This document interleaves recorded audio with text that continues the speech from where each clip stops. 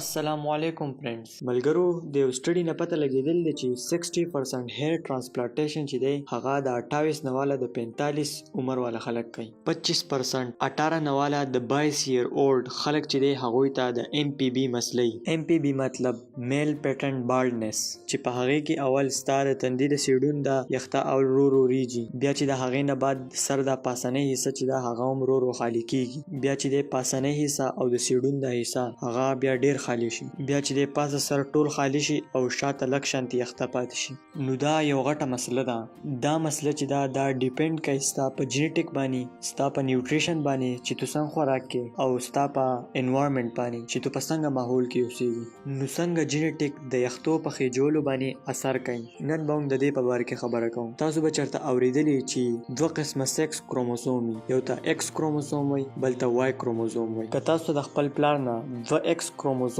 میلاو شوي نو تاسو به فیمیل یې او که تاسو ته یو ایکس او یو وای میلاو شوي نو تاسو به میل یې د یو ساینټیفیک سټډي نه پته لګېدل دی چې په ایکس کروموزوم کې چې دی یو جین هغه ډیر ذمہواري د یختو په ښه کېدو کې تاسو به چېرته اورېدلي زیاتره خلک وایي چې ستا د مور پلار یخته که چېرته ختل نو ستا به هم خېږي دا خبره د څه حده پورې ټیک ده ځکه چې د هغه په ایکس کروموزوم کې چې دی هیر فال والا جین دی نو کېدای شي هغه ایکس کروموزوم هغه خپلې لور یعنی ستا مور ته میلاو شوی او بیا تاسو پیدا شئ نو کېدای شي هغه ایکس کروموزوم هیر فال والا جین چې پکې دی هغه تاسو ته میلاو شي او وای کروموزوم چې دی هغه تاسو د خپل پلار نه راشي ځکه چې تاسو میل یې نو 50% چانس شته چې تاسو یخته به خېږي او کنه او بل طرف ته په جینکو باندې د دې شي دومره اثر نه نو ځکه د دوی په دواړو ایکس کروموزوم باندې به هغه هیر فال والا جین نو اله به دوی ته د یختو خېجېدو مسله راځي نو جینۍ ته هم د خپلې مور نه هیر فال والا ایکس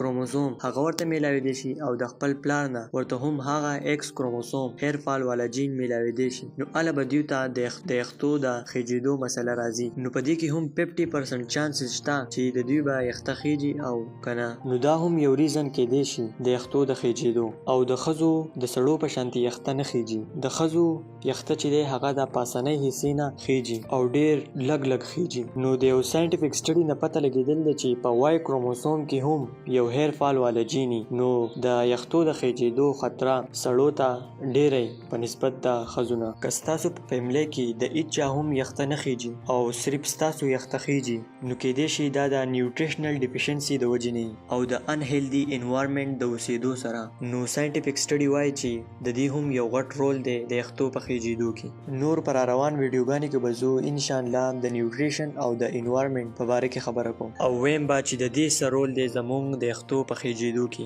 او چې څنګه دا صحیح کو او زموږ یخته بیا نه خېجي